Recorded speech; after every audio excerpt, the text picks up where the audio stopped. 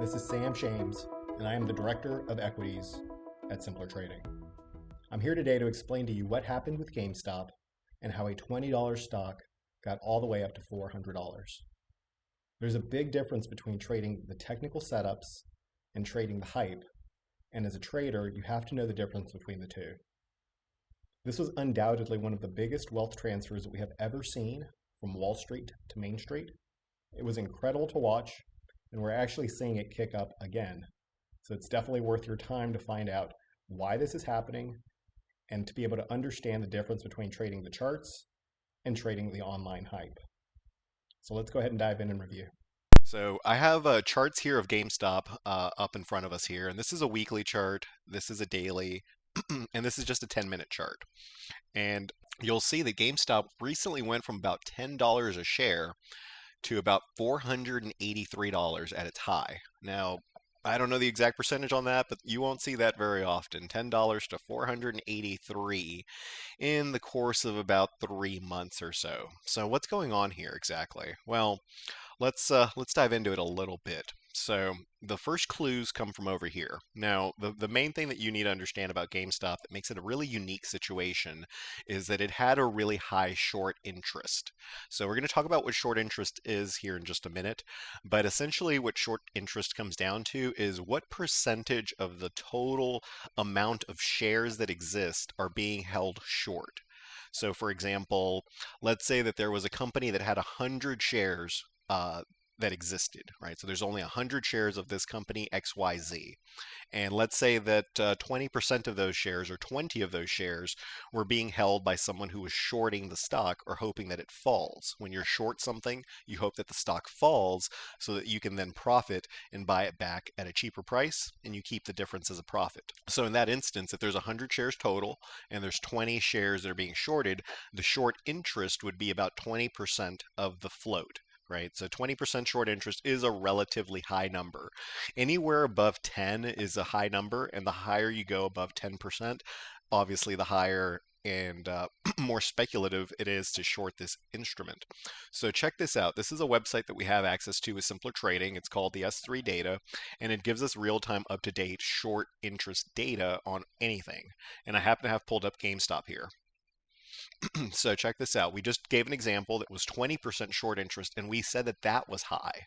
Well, look at this. GameStop was actually at its peak 140% shorted.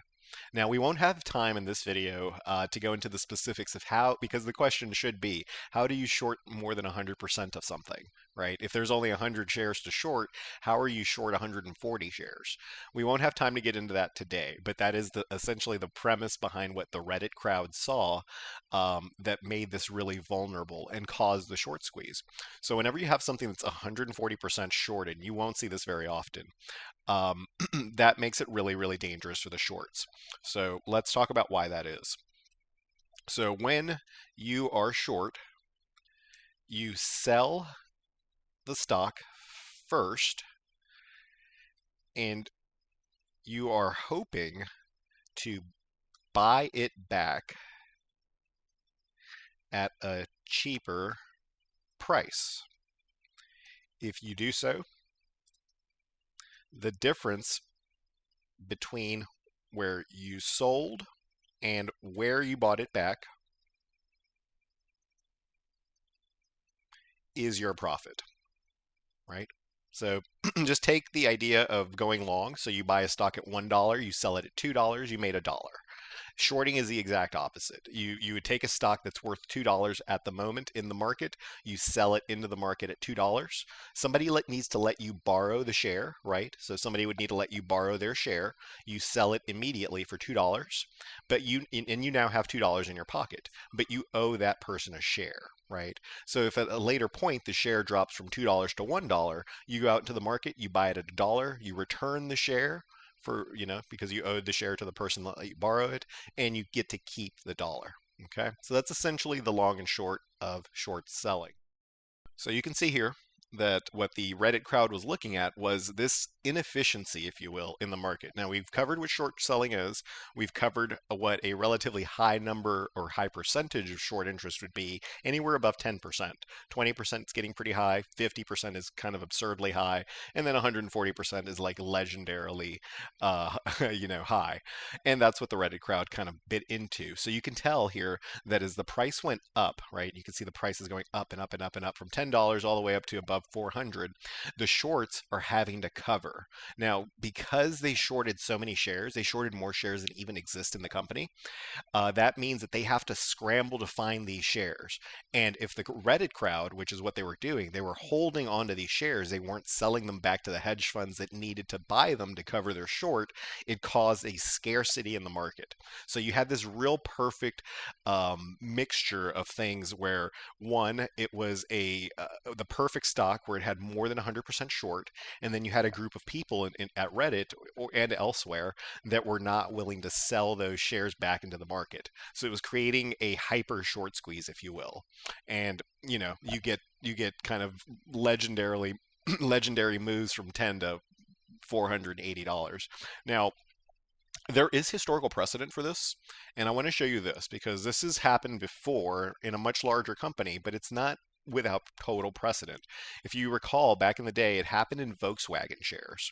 And you can see here that very similar to GameStop, Volkswagen was trading at $200 and it was highly shorted, and then went up to $400, right? And then it crashed back down to about $200, which is right about where we are now on GameStop. If we had to eyeball this, we're about right here in GameStop. Now, the question, and I can't answer this, is whether we'll get the secondary spike like we saw in Volkswagen. Here you can see that if we are here in the process on GameStop, where it's had the spike to 400, the crash back down to about 100, about where it started basically. The question that we don't really have the answer to that's still in the cards is whether we get the secondary spike just like Volkswagen did. It's possible. It is possible, but just be aware that maybe the pop is over. So just from historical precedent, we have seen this before in Volkswagen, and the Volkswagen historical example also says potentially that GameStop could actually make a new high above that $480 print. So be aware of that. But this does have historical precedent. Now, one thing that I do want to talk to you guys about is why did Robinhood block GameStop? That's a little bit of a complex question, but here's the kind of the short answer to it. They blocked GameStop because it was increasing their overall risk exposure way too much. Robinhood is the broker, but then they also have a clearinghouse that needs to clear the trades, right? So Robinhood is kind of the visible storefront, but what happens behind the scenes is done by the clearinghouse. When GameStop went up like it did, it forced Robinhood to have to increase their deposits because the entire business model, essentially, of so many different people on Robinhood having GameStop, it made it a lot more risky. So the riskier it became, the clearinghouse asked for higher and higher deposits, of which Robinhood had to raise money to meet those. So they had two choices: either they blocked trading and kind of mitigated the risk and kept the risk from expanding, or B, they didn't do anything and potentially kept expanding their risk, expanding their visible market exposure, and potentially exposing the fund to some real risk. So that does explain why they blocked it. Now there's a couple of folks saying that they blocked it to help out the hedge funds. I do have to kind of touch on that because if you happen to know anything about Robinhood, their biggest client is Citadel. Right now, you don't need to know all of this, but it does make for an interesting story. Citadel is the biggest client of Robinhood, and what Citadel does is they buy the order flow from Robinhood, so they get to see what you're doing and kind of jump the line in front of you. That's the business model. Citadel was in part one of the groups that was being affected by the short, so be aware of that dynamic. But long story short, the more obvious one is that they did it to mitigate their risk, so that they could continue to have a business. Because if they hadn't done so, they potentially risked their business model. So let's talk about how to trade this, because there was a spot here in GameStop, and GameStop wasn't alone in this, right? It happened in GameStop, it happened in AMC theaters, it happened in a lot of different stocks, BlackBerry, Nokia. costs, etc. And the question as a professional trader that we must ask is, how do we separate the hype from the price action? And here's the real answer from a professional trader. The only way that you can trade this stuff that's really momentum and squeeze based and short squeeze based is by drilling into small time frames. So something like a 10-minute chart. So here you'll notice that I'm looking at a weekly chart over here on the left, a daily chart over here in the middle, and then a 10-minute chart on the right. One thing that you really want to avoid when you find yourself in one of these situations, one is you want to understand what's going on. And hopefully this video will help you understand the underlying premise and the unsustainability of the effect of what was really driving the stock. Because once the shorts finish covering, the whole thing falls apart. And you get to see that here, down from 483 down to about 58 bucks as we speak. So how do you trade this as a professional? Well, either A, you don't, or B, because I didn't trade GME myself, but I did trade AMC. It made a nice amount of money from $3 to $17. But the main thing that I want to stress with this is, as a professional trader, you have to understand that this particular game of short squeezing, especially at these levels, is really more like a game of musical chairs. Right? So you don't want to be the last one that doesn't have a chair when the music stops. How do you prevent that? Or how do you ensure that you have a chair? The only way that I know how to do it as a professional trader is to trade it using the smallest time frames. So for example, over here on the far right, I have a 10-minute chart, and I would essentially be trading GameStop off of this chart.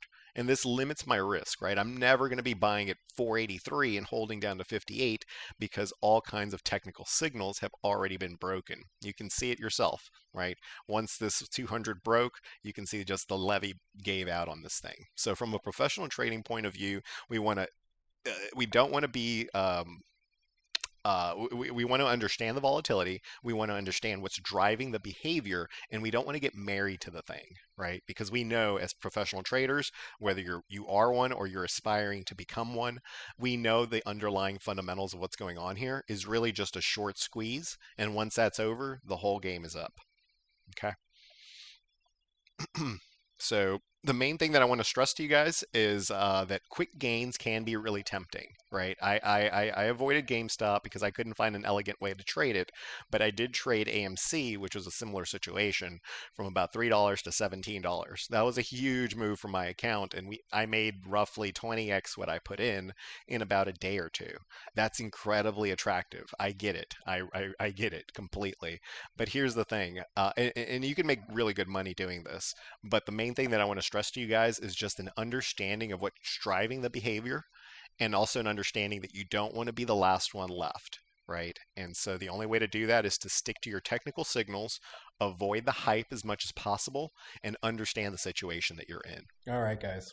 Hopefully that explains what happened with GameStop, and hopefully you also have a better understanding of what a short squeeze is. Simply put, on GameStop, the reason that it was able to go from $20 to $400 was because it had over 100% short interest, which is extremely rare. You probably won't see that ever again. The hedge funds also, simply put, got a little bit greedy, and the detectives at Reddit and other places found out what they were doing, and they were able to create this short squeeze, which pushed that GameStop from 20 to 400. It's entirely possible this isn't over. We're actually seeing it resurge as I record this today. And so it's really important that you understand what's going on so that you are able to trade the technical setup and not get caught up in the hype. If you like this kind of content that we do, this is what we do every day in the trading room. Then click on the bell notification to get notifications from us when we post a video. Don't forget to leave a like on the video as well. And then come check us out at simplertrading.com for a trial to the gold room. This is what we do in there every day. We're trading our real money, and you get to see us trade live, see exactly what trades we take, and then we can all talk about the different trades that are in the room, make some friends, and make some money. And nothing beats that, guys. So we hope to see you over at simplertrading.com. And until next time, have a great day.